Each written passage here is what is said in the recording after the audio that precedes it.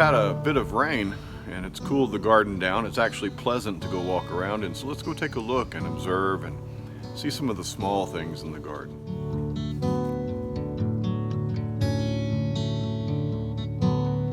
So the corn is growing like crazy.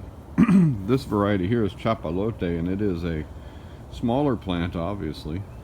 This is Wade's something, I don't remember the variety. It's a colorful Indian corn, and these are supposed to get to 12 feet tall if they make it through the whole season.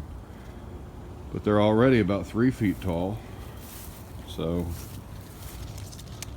yeah, they don't like to stand up though when it gets windy or the rain comes. That's all right. Their purpose here is to draw out that aminopyrrolid stored in their leaves and be taken out of the garden. So as I'm looking at my test crop to see if I still have aminopyrrolid in my soil, I'm now at my first set of true leaves on these beans.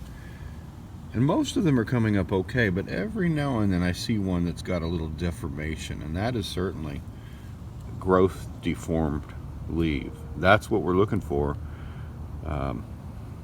That appears to be a deformed leaf. This one's not though, so perhaps that's just scarring, I don't know. For the most part though, I've seen that the beans that are coming up don't seem to be too troubled, and that's a good sign. All the bean plant leaves that I can see look healthy so far.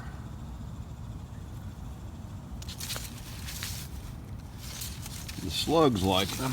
That's not a bean plant, but that is. Let's see. Yeah, slugs like them, bugs like them. That's all right. Weeds coming up in here. Yeah. I think we're going to be okay. My cowpeas almost always get aphids. And you can see the ants there working that aphid colony. But the aphids don't seem to bother the cowpeas too much. I've seen these things almost black with aphids in the past, and they've still produced for me. So I'll come in here if they get any worse and spray some neem oil. But for the most part, I mean, that's a little bit of aphids right there. That doesn't bother me. We've got some ladybugs in the garden. In fact, there's one right there. And they will care for the aphids. Take care of those.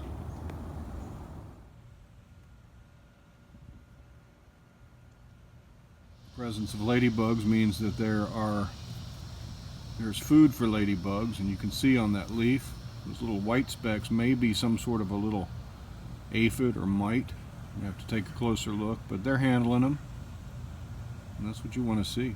That is a true assassin bug. Now generally these are good guys in the garden.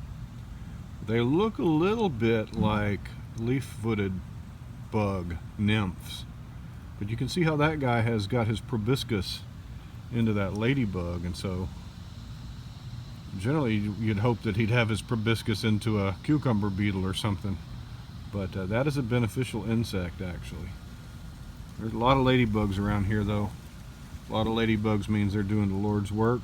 They are eating our pests, and that's good. I'm going to leave that guy here. He's not causing too much trouble. Look at all these dudes. I've left them here. These are swallowtail butterfly caterpillars, and they were about half that size just 2 days ago. But if you disturb them, they put out these tubercles. Let me see if I can get this guy to do it. No, he's not going to do it. There we go. See that orange? Hard to see. They put out these tubercles when they're disturbed and try to threaten you. That guy right there, they try to threaten you. Look at that.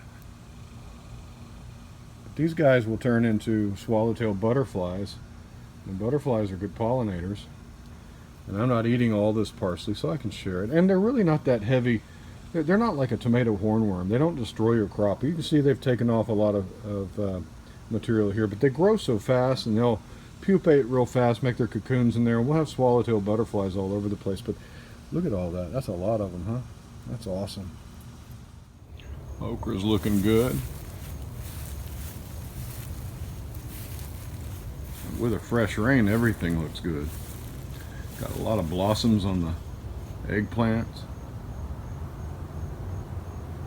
Getting pretty tall.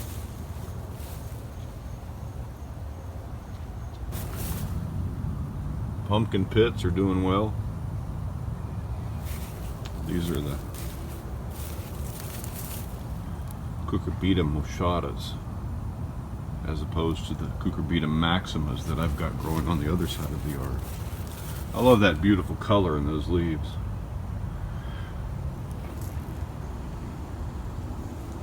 These are my Cucurbita Maximas. They are growing quite well.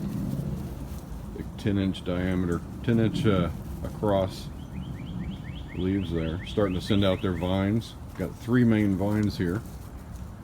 And Phoebe's nice and small compared to this little bunch here. She's a good gauge of size.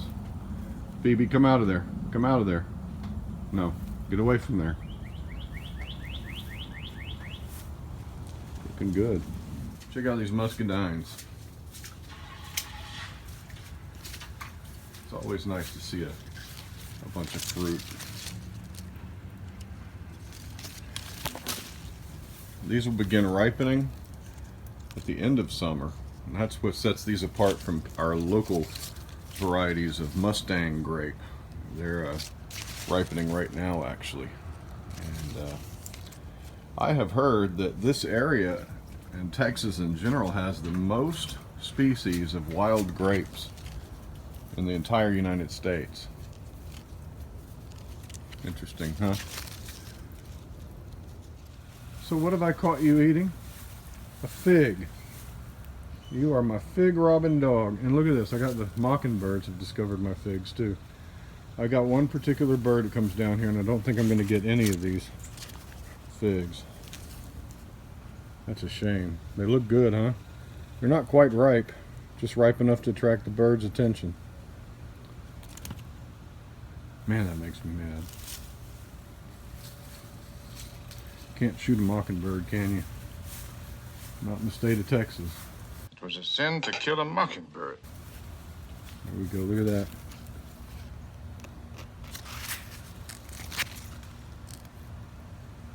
Man, that burns me up.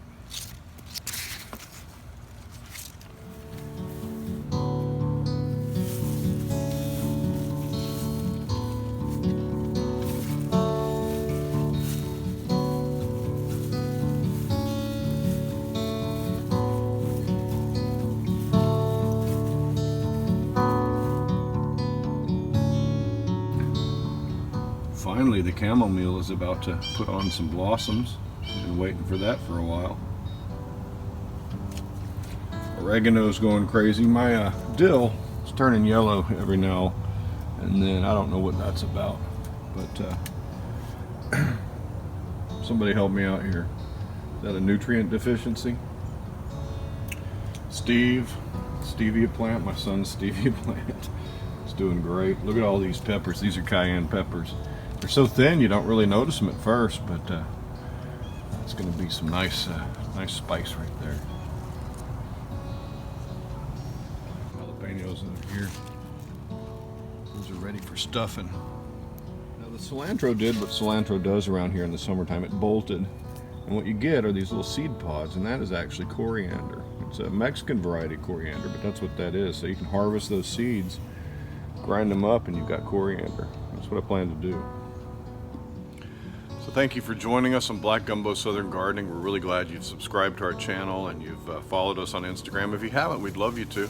We're also on Facebook. Take a look at us there, and we'll talk to you next time. Bye-bye.